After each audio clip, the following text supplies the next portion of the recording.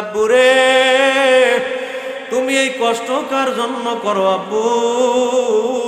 চলো আর এই জায়গায় থাকবো না, আমরা বাড়ি চলিয়া যাব। আমার মেয়েটা জানলো না আমি তার আজরাইল হইয়া জান কবজ করার জন্য আসছি। হঠাৎ মেয়েটারে টান দিয়া আমি কূপের মধ্যে ফালাইয়া উপরে তার মাথার মধ্যে বড় বড় পাথরের আঘাত করলাম। আমার মেয়েটার মাথা পাইটে রক্ত আমার গায়ের মধ্যে আসে। আমার মেয়ে ডাক দিয়ে আব্বু তুমি এত বড় পাষাণ, এত বড় নিষ্ঠুর, আমারে মাফ করে দাও, আর জীবনে বাবা বলে ডাকবো না, আর জীবনে তোমার কাছে আসবো না, নিরুদ্দেশ হয়ে যাব। আব্বু তুমি কি আমারে মাফ করতে পারো না? বাবা এমন হৃদয় বিতরক, ওই মেয়েটার উপরে পাথরে চাপা দিয়া মেয়েটার কান্নায় নিজের মন গলল না। আল্লাহ নবী ডাক দিয়ে কয় দাহিয়া কালবি আর বলিও না, আমি রসুল সইতে পারি না। ওই দিন রসুলের চোখের পানি প্রবাহিত হইয়া আল্লাহ নবীর জুব্বা ভিজে গেল, আল্লাহ নবীর দাড়ি পর্যন্ত ভিজে গেল। আমার নবী দাহিয়া কালবিরে কয় আর বলিও না, আমি রসুল সইতে পারি না। কতক্ষণ পরে দাহিয়া কালবি কয় হুজুর শুধু তাই নয়, ওই মেয়েটারে আমি জীবিত কবর দিয়ে যখন বাড়ির দিকে রওনা করলাম, আমি শুনি আমার কানের মধ্যে আওয়াজ আসে আব্বু এত বড় নিষ্ঠুর হয়ে মানুষ কিভাবে নিজের কলিজার টুকরা সন্তানকে তুমি কেমনে জবাই করলা, কেমনে হত্যা করলা? আব্বু তুমি কি আমারে মাফ করবা না? দাহিয়া কালবি কয় হুজুর ঘরের মধ্যে আসলাম, আমি ঘরের মধ্যে ঘুমিয়ে গেলাম, আমি রাত্রে স্বপ্নে দেখি আমার মেয়েটা আমার ঘরের সামনে আইসা আমারে ডাক দিয়া আব্বু তুমি কি আমারে মাফ করবা না? আমার নবী ডাক দিয়া কই দাহিয়া কালবি আর কথা বলিও না, আমি রসুল সইতে পারি না। জোরে কান আল্লাহু আকবার। এমন সময় আমার রসুল ডাক দিয়ে কই দাহিয়া কালবি এত বড় অন্যায় কি মানুষ করে, একটু শোন দেখি আমার আল্লাহ তোর সম্পর্কে কি আয়াত নাজিল করে। আমার নবী চক্ষু বন্ধ করে বসে রইলেন, দাহিয়া কালবি কান্দে, নবীও কান্দে। এমন সময় আল্লাহ ওহী নাজিল করে জানিয়ে দেয়, ও রসুল আপনি দাহিয়া কালবিকে শুনাইয়া দেন, কুলিয়া ইবাদিয়াল্লাযীনা আসরাফু আলা আনফুসিহিম লা তাকুনাতু মির রাহমাতিল্লাহ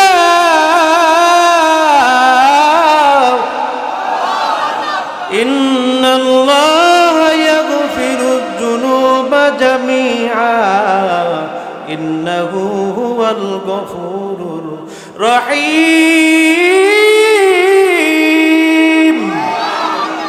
এ মুসলমান, সন্তানদারে বাবা কেমনে হত্যা করলেন? সব বাবা এক রকমের না, সব মা এক রকমের না, ঠিক কিনা বলেন? কত মা আছে সন্তানকে লেখাপড়া করাবার জন্য মানুষের বাড়ি কাজ করলো, ওই সন্তানকে খাবার দেওয়ার জন্য মা বাজারে বাজারে ভিক্ষা করছে। এরমের সন্তান আছে না নাই? আমাদের রবকে উচ্চ আওয়াজে বলেন। আচ্ছা আল্লাহকে আল্লাহ বইয়ে ডাক দিতে শরম লাগবে? একটু জোরে ডাক দেন তো আল্লাহ। এই ডাক যত দূরে গেছে, হাসরের ময়দানে গাছপালা সাক্ষী দেবে আল্লাহ তুমি তোমার বরত্ব প্রকাশ করছে। ওই কাব্বিরুকা ওই হামিদুকা ওই মাজিদুকা, আল্লাহ তুমি তাকে কি দেবা? আল্লাহ বলেন তাকে আমি খুশি হইয়া এমন জান্নাত দেব যেই জান্নাতটা হবে 10 দুনিয়ার সমান। কয় দুনিয়া? জান্নাতের মধ্যে একটা কুল বড়ই খাওয়াইবে, কুল বড়ই। দুনিয়ার বাটখারার ওজনে এক একটা বড়ইর ওজন হইবে 12 মণ। একটা বেদানার মধ্যে দানা থাকবে, ওই দানার মধ্যে এক বালতি পরিমাণ রস হবে। একটা আপেল খাওয়াইবে, আপেলটা ভাঙ্গার পরে খাইবে, যে দেখবে ওইটার মধ্যে আপেলের মধ্যে একটা সুন্দরী মেয়ে বসা, কি সুবহানাল্লাহ কইবে না?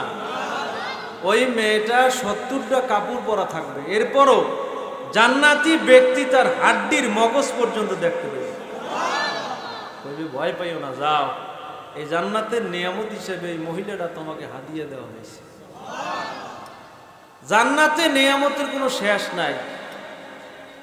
কি শেষ আছে? গাছে ফল আছে 5টা, 3টে খাইবেন, দেখবেন ওই 5টাই আছে, কমবে না কোনো। যা মন চায় তাই করতে পারবেন। প্রত্যেকটা মানুষের চেহারা হবে হযরত ইউসুফ নবীর মতো সুন্দর, কালা থাকবে না, খাড়ো থাকবে না, দাঁত পরা থাকবে না, সাদা দাড়ি থাকবে না। সব মানুষদের কণ্ঠ এত সুন্দর হবে, দাউদ আলাইহিস সালামের মতো কণ্ঠ। 25 বছর বয়স হবে প্রত্যেকটা মানুষের, আর কোনো বয়স বাড়বে না, একেবারে আজীবনের জন্য। হাদিসে আছে, যারা রাসূলকে ভালোবাসবে আল্লাহ রাসূলের ঘরের সামনে তাদের ঘর হবে। আল্লাহ নবী বলেন, আমার সামনে যার ঘর থাকবে, তো আমি তাকাইলে তাকে দেখবো, সে যদি তাকায় আমাকে দেখবে। এরপর রাসূল বলে, মান বানা লিল্লাহি মাসজিদান বানাল্লাহু বাইতান ফিল জান্নাহ।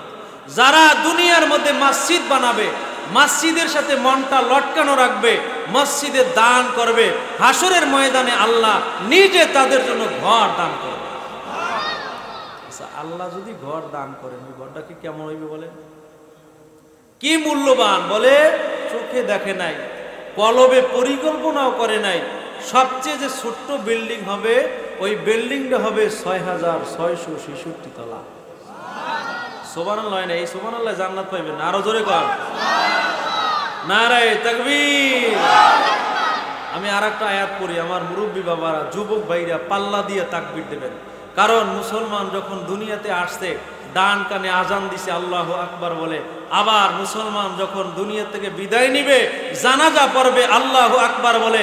দুনিয়ার মধ্যে যত মন্ত্র তন্ত্র আসবে, যত দল আসবে, সব দলের মধ্যে যদি আল্লাহু আকবারের তাকবীর দিয়া মুসলমান ঐক্যবদ্ধ হইতে পারে, কোনো বেঈমানের শক্তি নাই মুসলমানের সামনে দাঁড়িয়ে ইসলামের বিরুদ্ধে কথা বলতে পারে। ঠিক কিনা বলে? কিন্তু মুসলমানের সেই পাওয়ার নাই। হারাম খাইতে খাইতে এখন আর মোনাজাত দিলে এক হাতের উপরে ওঠে না। ঠিক কিনা বলেন? কারণ যে খাইবে, যেই মুরগি দিয়ে ভাত খাইছে, ওই মুরগি আর একজনের ধান খাইছে, সেই মুরগি খাইয়ে যদি মোনাজাত দেয়, ওই মোনাজাতের কত দূর উঠবে? তাই এক হাতের বেশি উঠবে না। খালি দুনিয়ার পিছনে পড়ছে, দুনিয়া দুনিয়া দুনিয়া। আল্লাহ রাসূল বলেন, আর দুনিয়া ও জিফাতুম ওয়া তালিবুহা কালাব। দুনিয়ার পিছনে পড়ে লাভ নাই। ওই থানভী রহমাতুল্লাহ একটা কিসসা আছে, কি শুনবেন আপনারা? এক পাগলায় ঘুমের মধ্যে স্বপ্ন দেখে, ঘুমের মধ্যে তাল গাছের গোড়ায় প্রস্রাব করে। আচ্ছা, ঘুমের মধ্যে যদি তাল গাছের গোড়ায় প্রস্রাব করে, ঘুমের মধ্যে প্রস্রাব পরে কোন জায়গায়? আর বউ কয়, ঘটনা কি? গোলাপ জল দিয়ে ভিজাইলে সব।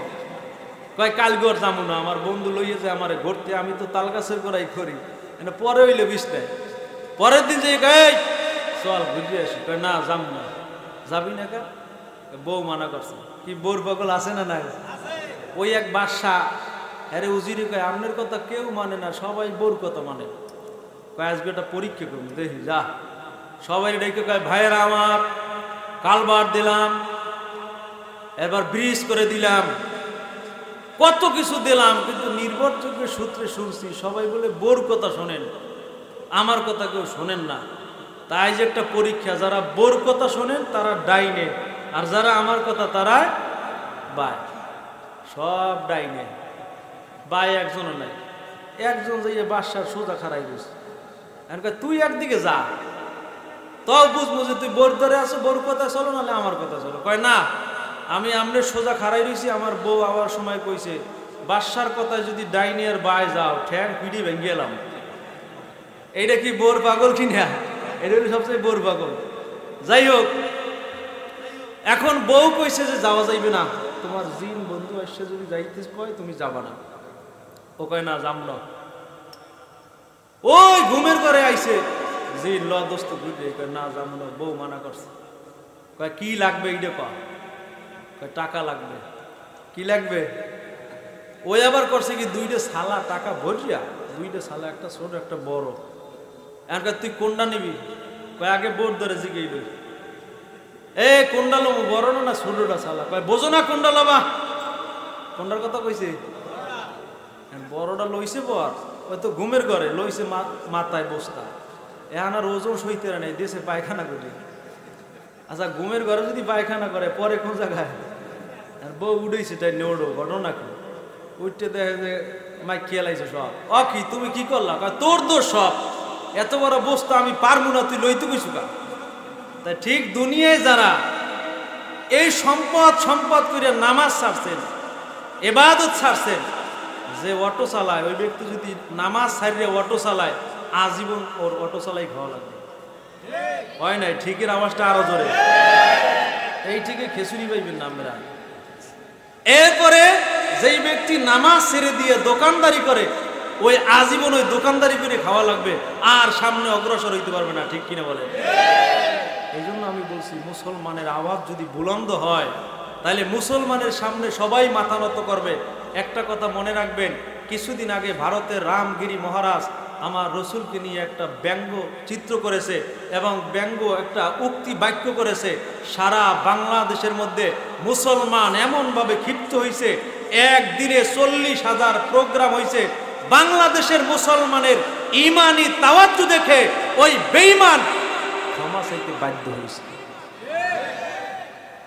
আবার যদি কোনো মানুষ এরকমের ইসলামের বিরুদ্ধে কথা বলে, দেখবেন আপনারা তাকবীর দেবেন, তাহলে আর তারা ইসলামের বিরুদ্ধে কথা বলতে তো পারবেই না, বরং ইসলামের সামনে মাথা নত করতে বাধ্য হবে। ঠিক কিনা?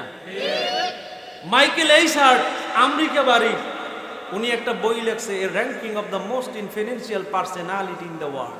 এই বিশ্বের মধ্যে আমি 100 মনীষীর জীবনী নির্বাচন করে আমি প্রমাণ দেব কার জীবনীটা সবচেয়ে ভালো, সবচেয়ে সুন্দর।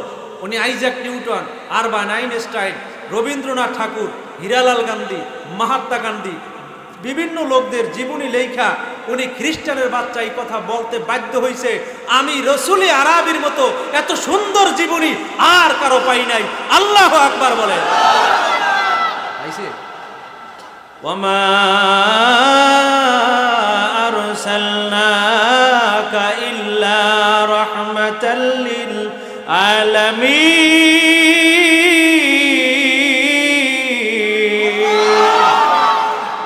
আমি রসুলের জীবনী পড়ে পাইলাম, যেই রসুল হালিমাতুস সাদিয়ার কোলে 3 বছর 4 বছর বয়স, হালিমাতুস সাদিয়া যখন ছাগল চড়াবার জন্য ময়দানে যায়, হালিমাতুস সাদিয়া বলে, মুহাম্মদ আমার কোলে নাই, সূর্যের তাপ আমার গায়ের মধ্যে লাগে, যখন তাকে নিয়ে আমি মরুভূমির মধ্যে নামি তখন দেখি সূর্যের তাপ আমার গায়ে লাগে না, আমাকে একটা মেঘে ছায়া দান করে।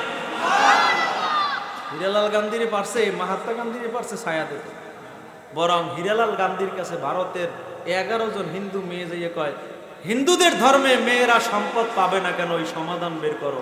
হীরালাল গান্ধী কয়, সমাধান বের করতে যাই আমি দিকা নিকা, মনুশ্রুতি, তাওরাত, বেদ, গীতা, মহাভারত, তাওরাত, এরপরে বাইবেল, ত্রিপিটক, রামায়ণ সব পড়ছি, কোথায় কোনো সমাধান পাই না, পাইছি আল্লাহর কোরআনের মধ্যে। দুনিয়ার সব মানুষ বই লেখে, আমার বইয়ের মধ্যে ভুল হইলে জানাই দিও, কিন্তু আল্লাহ যে কিতাব লেখছে, this is book about which there is no doubt, এই কিতাবের মধ্যে কোনো ভুল নাই। দুনিয়ার কোনো মানুষ এই কিতাবের মধ্যে ভুল বের করতে পারবে না, বরং যারা ভুল বের করতে আসবে তাদের সব ভুল কোরআনের সামনে ধরা পড়ে যাবে। ঠিক কিনা বলে? আল্লাহ চ্যালেঞ্জ দিছে, যালিকাল কিতাবু লা রাইবা ফীহি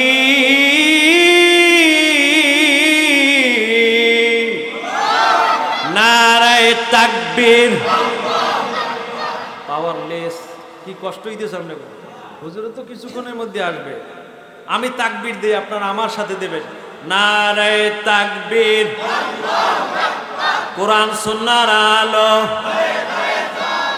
নারায়ে তাকবীর। যাই হোক, বলছি পৃথিবীর মধ্যে কোনো মানুষ আল্লাহর কোরআনে ভুল ধরতে, আবু জেহেল, আবু লাহাব, উতবা, সাইবা, মুগীরা চেষ্টা করছে, কিন্তু আবু জেহেল কইছে আল্লাহ রাসূলের কেউ তেলাওয়াত শুনবো না। ও আইন পাশ করিয়া রাত্রে গেছে, আজকে রাত্রে তো কেউ আসবে না, আমি যে একটু বেড়ার সাথে কান্ডা লাগাইয়া আল্লাহর কোরআনের তেলাওয়াত শুনবো। সাহেবা কয় আমি যাই, রাত্রে যাই দে সব লিডাররা এক জায়গায়, কি রে কি জন্য এসো? কয় আমি তো মনে করছি তুমি আসবা না, এই জন্য আমি এসেছি। যাই দেখে যে সবাই আল্লাহ রাসূলের কোরআন তেলাওয়াত শোনার জন্য পাগল করা হয়ে গেছে। এই জন্য বলছি কোরআনের মধ্যে ভুল নাই। এই কোরআন আগুনে জ্বলে না, কি জ্বলে? যদি আগুন লেগে ধ্বংস হয়ে, আগুন লেগে ধ্বংস হয়ে পৃথিবীর সব বইয়ের দোকান, বিশ্ব থেকে হারাবে না পবিত্র কোরআন। ঠিক জোরে বলেন। এ মুসলমান পাগল পারা হয়ে গেলেন, কিরা কয়টা ছক্কা মারে সেইটা দেখার জন্য পাগল পারা হইলেন। একটা বার ভেবে দেখেন, এই বাংলার জমিনে ভাঙ্গা ভাঙ্গা মাদ্রাসার ছাত্রগুলো সারা দুনিয়ার মধ্যে আল্লাহর কোরআনের যখন প্রতিযোগিতা হয়, 100 রাষ্ট্র 120 রাষ্ট্রকে পিছনে ফেলাইয়া দিয়া এই জমিনের স্বর্ণের ছেলেরা সারা দুনিয়ার মধ্যে হিফজুল কোরআন প্রতিযোগিতায় বাংলাদেশের ছেলেরা 1 নম্বরে হয়। নারে তাকবীর! এটা কোরআনের মহব্বত, কোরআনের ভালোবাসা। আল্লাহর ঘর কাবা বাইতুল্লাহ সর্বপ্রথম বানানোর পর কিছু পাথর অবশিষ্ট রইল। পাথর আল্লাহর কাছে কান্না শুরু করলো, আয় আল্লাহ, কি অপরাধ করেছি তোমার ঘরের সাথে একত্রিত হইতে পারি নাই, তোমার ঘরের সাথে মিলিত হইতে পারি নাই। জোরে কও সুবহানাল্লাহ। পাথরে কাঁদতেছে, আমার আল্লাহ জানায় দেয় জিবরাইল, ওই পাথরের কান্না আমার সহ্য হয় না, আমি আল্লাহ ওয়াদা করে দিলাম ওই পাথরটারে গুড়া গুড়া করিয়া ও জিবরাইল সারা দুনিয়ার মধ্যে ছড়াইয়া দিবা। যেই জায়গায় একটা কণা পড়বে কিয়ামতের আগে হলে আমি ওই জায়গায় আমি আল্লাহর ঘর বানাইয়া দিব। জিবরিল সারা দুনিয়ার মধ্যে পাথর ঘুরাইতেছে, সাগরের মধ্যেও যদি একটা পাথরের কণা পড়ে কোনো সময় ওই জায়গায় চর পড়বে, কোন আল্লাহর বান্দারা যাইয়া ওই জায়গায় আল্লাহর ঘর মসজিদ বানাবে। শুধু আজুদাস রহমাতাল লিল আলামিন, মসজিদে উশুদ হামারা এ জমিন। সারা দুনিয়াটা আল্লাহ তাআলা নবীর উম্মতের জন্য মসজিদ বানায় দিছে। যেই জায়গায় বসে সেজদা দিবে তো আল্লাহ ওই ব্যক্তির সেজদা কবুল করে নিবে। আরে আল্লাহর বান্দা, মান বানা লিল্লাহি মাসজিদান বানাল্লাহু বাইতান ফিল জান্নাহ। যারা মসজিদ বানায়, যাদের মনটা মসজিদের সাথে লটকানো থাকে, এক ওয়াক্ত নামাজ পড়ার পরে আর এক ওয়াক্ত নামাজ পড়ার স্মরণ হয়। আল্লাহর হাবিব ফরমান, হাসরের ময়দানে আমি আল্লাহ তারে আরশের নিচে ছায়া দিয়া, আল্লাহর হাবিব ফরমান স্বয়ং আল্লাহ তাআলা নিজের হাত দিয়া ওই ব্যক্তিকে মাছের কলিজা বুনা এবং রুটি দিয়া আল্লাহ স্বয়ং 500 বছর নাস্তা করে দিবে। এ মুসলমান, কারা কারা আল্লাহর হাতের নাস্তা খাইতে রাজি আছি? হাত দুইটা উঠাই দেখান। নারে তাকবীর, নারে তাকবীর। আল্লাহ আপনার হাতের নাস্তা আমাদের জন্য ওয়াজিব করে দেন। সবাই কোন আমিন। আল্লাহর হাতের নাস্তা সকলের মুখে পড়বে না। আজকের মাহফিল, এত সুন্দর পরিবেশ আপনাদের কাছে কেমন লাগে? জোরে বলেন না। আল্লাহ এই মাহফিলের বদৌলতে যদি আপনাদের দোয়া কবুল করেন, এত বড় জান্নাত দান করবেন, যেই জান্নাত জিবরিল আমিন দেখেও শেষ করতে পারে না। সুবহানাল্লাহ, আরো জোরে কর। কিতাবে আছে জান্নাত সম্পর্কে একটা বিবৃতি। আল্লাহর হাবিব সাল্লাল্লাহু আলাইহি সাল্লাম জিবরিলের কাছে জিজ্ঞেস করে, জিবরিল, জান্নাত কত বড়? তো জিবরিল আমিনকে, ইয়া রাসূলুল্লাহ, আমার যে পাখা আছে 600 পাখা, একটা পাখা যদি সারা দুনিয়ায় ছেড়ে দেই, সারা দুনিয়ার মধ্যে আমার একটা পাখা ধরবে না। তাই বোঝেন আমারে আল্লাহ বানাইছে, একটা পাখা যদি এত বড় হয়, আমার 600 পাখা কত বড়, আর আমার দেহ কত বড়, ওই আল্লাহ যে আমাকে বানাইছে ওই আল্লাহ কত বড়, নিজের হাতে আল্লাহ যে জান্নাত বানাইছে ওই জান্নাতটা কত বড়। আল্লাহর হাবিব ফরমান এক একটা জান্নাতের তালা হবে জমিন থেকে আসমান পর্যন্ত যত দূর, এরকমের 6666 তালা দিয়া এক একটা জান্নাত বানাইয়া বান্দার সামনে দেওয়া হবে। আর বান্দার জান্নাতের মধ্যে ঢুকবে তো সব জানালা দিয়া আল্লাহ তাআলা রব্বুল ইজ্জতকে দেখতে পাইবে। हर गोरी ने देने तू तो यार है, जो ना मांगे उसे तो बेजार है। দুনিয়ার মানুষ আসামিকে তালাশ করে বিচার করার জন্য, আল্লাহ তাআলা বান্দাকে তালাশ করে ক্ষমা করার জন্য। কুল ইয়া ইবাদিয়াল্লাযীনা আসরাফু আলা আনফুসিহিম লা তাকনাতু মির রাহমাতিল্লাহ ইন্নাল্লাহা ইয়াগফিরুয যুনুবা জামিআ ইন্নাহু হুয়াল গফুরুর রহিম।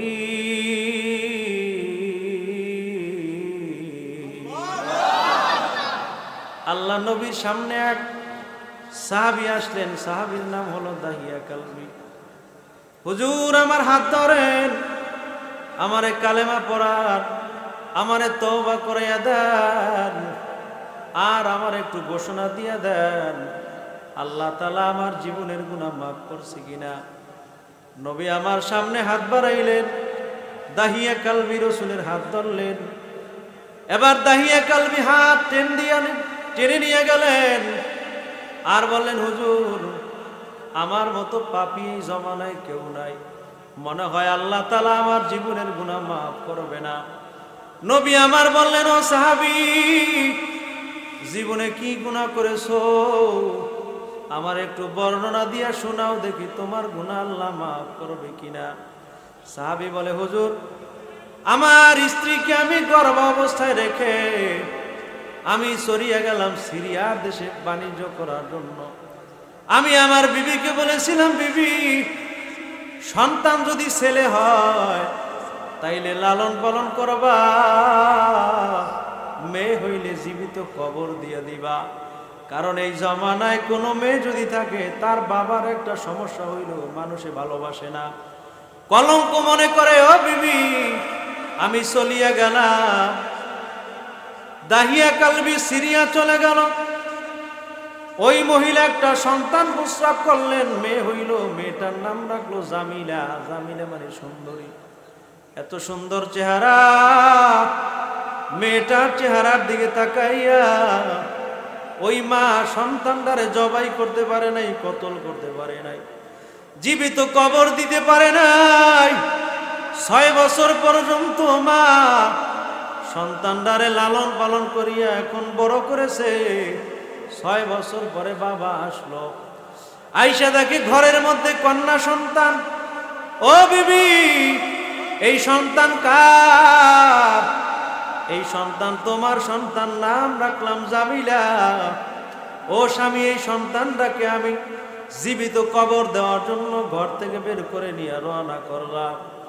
আমি মা যখন সন্তানের চেহারার দিকে তাকাই আমার মনে মানে না আবার সন্তান নিয়ে ঘরে আসি।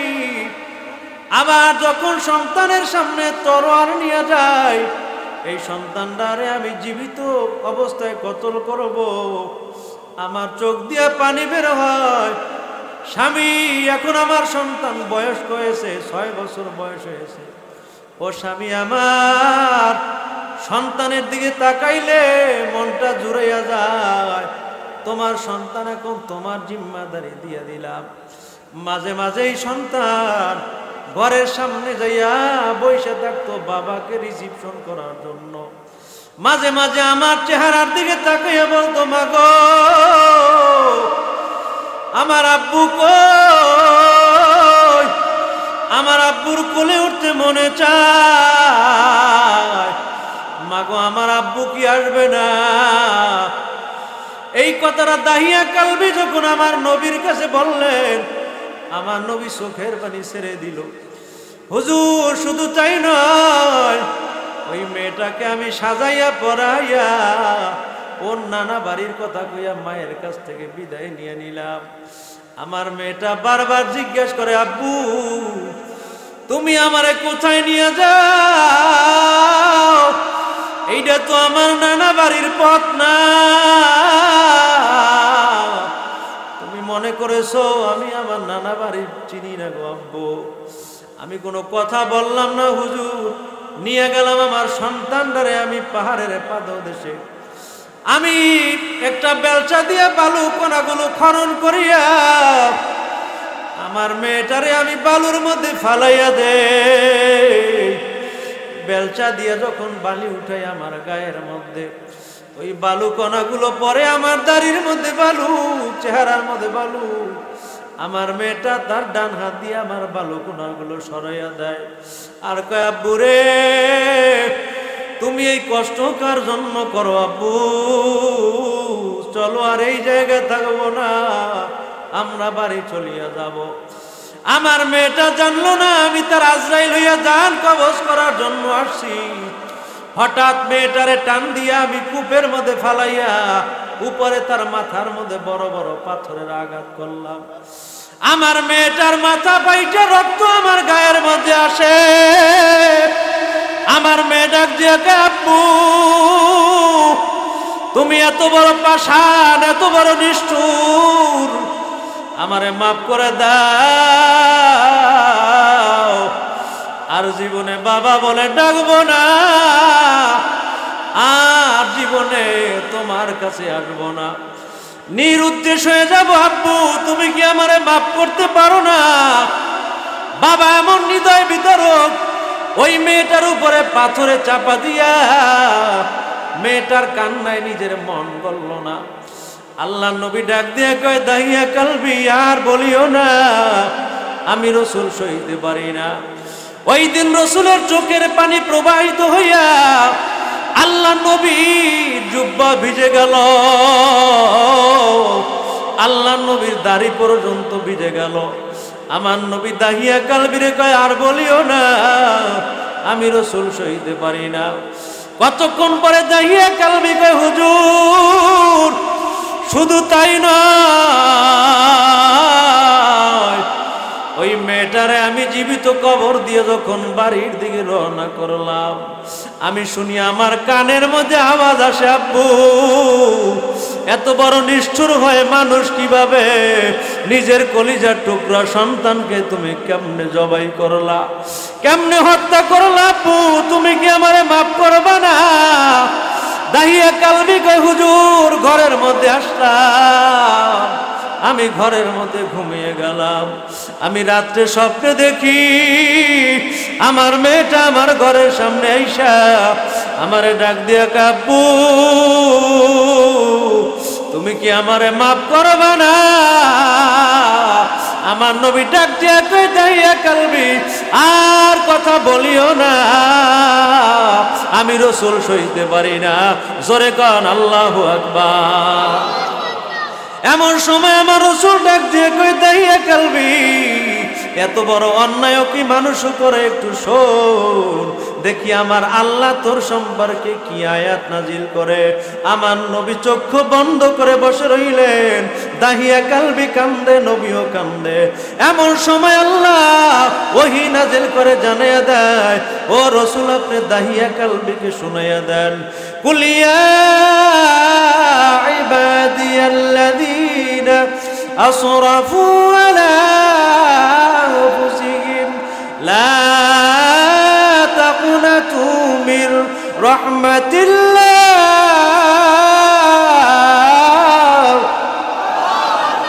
ইন্নাল্লাহা ইয়াগফিরুয যুনুবা জামিআ ইন্নাহু হুয়াল গফুরুর রহিম। এ মুসলমান, সন্তানদারে বাবা কেমনে হত্যা করলেন?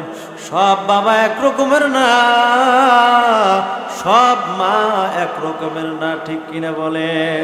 কত মা আছে সন্তানকে লেখাপড়া করাবার জন্য মানুষের বাড়ি কাজ করলো, ওই সন্তানকে খাবার দেওয়ার জন্য মা বাজারে বাজারে ভিক্ষা করছে। এরমের সন্তান আছে না নাই? বড় পীর আব্দুল কাদের জিলানী রহমাতুল্লাহ আলাইহি বলেন, এ মুসলমান ঘটনাটা বলে আমি শেষ করব। কয় আমি বড় পীর আব্দুল কাদের জিলানী গেলাম আল্লাহর ঘর তাওয়াফ করার জন্য। যাইয়ে দেখি এক যুবক হাত ভাঙ্গা পাও ভাঙ্গা আল্লাহর ঘরের সামনে মাথা টাকায় আর বলে, মালিক তুমি কি আমারে মাফ করবা না? আমি আব্দুল কাদের জিলানী জিজ্ঞেস করলাম, যুবক তোমার হাতে কি হয়েছে, পায়ে কি হয়েছে, তুমি আল্লাহর ঘরের সামনে মাথা টাকাও কেন? হুজুর আমি বড় বেহায়া, এই হাত দিয়ে আমি আমার মায়েরে মারছি। নাউজুবিল্লাহ বলেন। এই পাও দিয়ে আমি আমার মায়েরে মেরেছি, আমার মা নাই, আমি হতভাগা আইলাম আল্লাহর ঘর তাওয়াফ করার জন্য। আব্দুল কাদের জিলানী বলে, যুবক কেমনে তুমি তোমার আম্মুরে মেরেছো? কোন সন্তান তো পারে না মায়েরে মারতে, তুমি একটু ঘটনা বলো। হুজুর আমি যখন আমার মায়ের গর্ভে, তখন আমার বাবা দুনিয়া থেকে বিদায় নেয়। আমার বাবা দুনিয়ায় নাই, আমি দুনিয়াতে আসছি আমার মা মানুষের বাড়ি কাজ কইরা আমারে বড় বানাইছে। আমার মা দুনিয়ায় অন্য কোথাও আর বিবাহ বসলো না, দ্বিতীয় বিবাহ। আমি বড় হইলাম, আমার মা আমারে বিবাহ করাইয়া দিলেন। আমি আমার বউয়ের জন্য এমন পাগল ভরা ছিলাম, আমার মায়ের সাথে আমার বিবির ঝগড়া লাগতো। আমার বিবি আমার মায়ের দেখতে পারতো না। একদিন আমি ঘরের মধ্যে আসলাম, আমার বিবি কয়, তোমার মায়ের লইয়া তুমি থাকো, আমি তোমার ঘরে থাকবো না। আমি আমার বিবির প্রেমে এত পাগল, হাতের মধ্যে লাঠি লইয়া আমি আমার মায়ের কাছে যাইয়া জোরে একটা মাজার উপরে জোরে একটা বাড়ি মারছি। নাউজুবিল্লাহ বলেন। আমার মা ওই দিন কত কষ্ট পেয়েছে, ঘর থেকে বের হইয়া গেছে, আমার ঘরে আর থাকবে না। আমি একটা কুড়ে ঘর উঠাইয়া দিলাম, আমার ঘরের সামনে ছোট্ট একটা কুড়ে ঘর উঠাইয়া দিলাম। এরপর আমার বিবিরে ঘরে রাইখা আমি 7 দিন পর্যন্ত মানুষের বাড়ি কাজ কইরা গভীর রাতে ঘরে আসলাম। আইসা ডাক দিলাম, বিবি দরজা খুলে দাও, আমি ঘরের মধ্যে ঢুকবো। আমার বিবি ডাক দিয়ে কয়, স্বামী তোমার সন্তানটা আমার বুকের উপরে, আমি তার ঘুম ভাঙতে পারবো না। স্বামী ডাক দিয়ে কয়, বিবি আমার সন্তানটারে বুকের উপর রাখলা কেন? ও স্বামী শোনো, এই সন্তান শীতের মধ্যে আমি বাম পাশে নিয়ে ঘুমাইলাম, প্রস্রাব করে দিছে, আমি মা তারে ডান পাশে রাখলাম।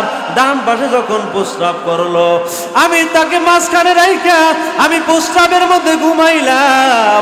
এখন দেখি সে মাঝখানেও প্রস্রাব করলো, এখন আর শুকনা জায়গা নাই।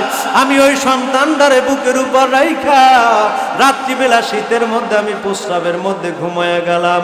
স্বামী গো, আমার সন্তান এই মাত্র ঘুম পড়েছে, আমি যদি সন্তানকে এখন ঘুম ভাঙাই তাইলে আমার সন্তান কান্না করবে।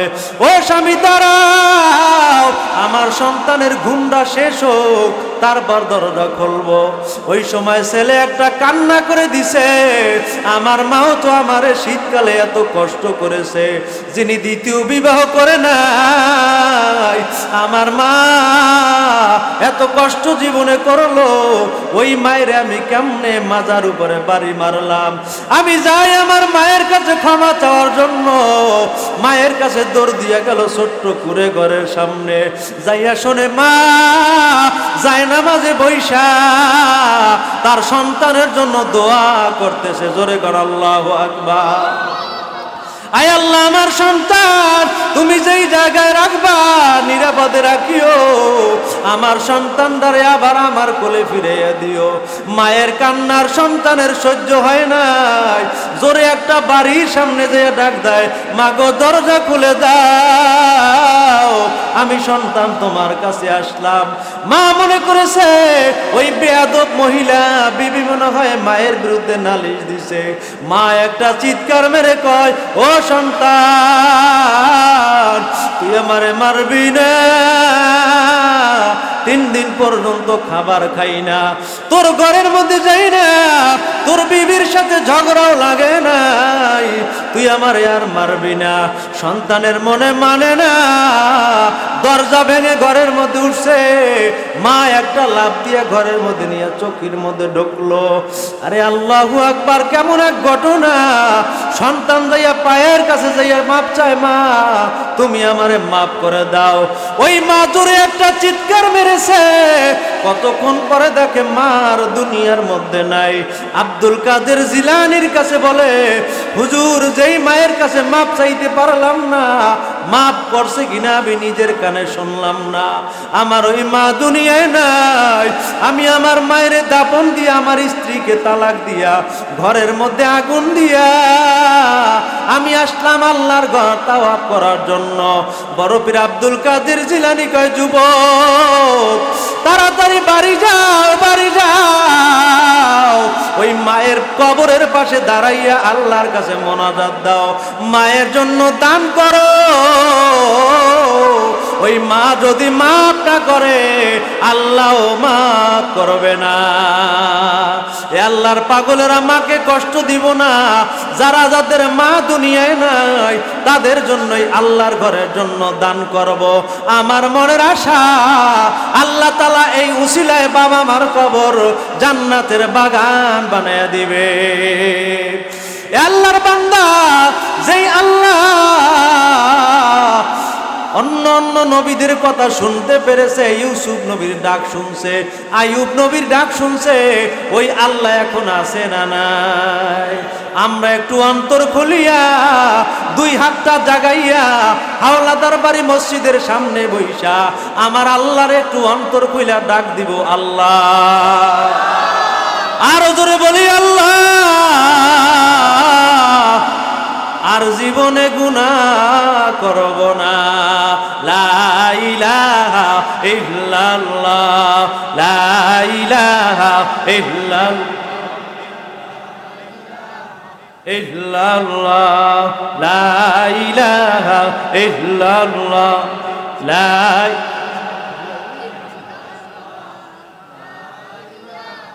ইল্লাল্লাহ, লা ইলাহা ইল্লাল্লাহ, লা ইলাহা ইল্লাল্লাহ, মুহাম্মাদুর রাসূলুল্লাহ।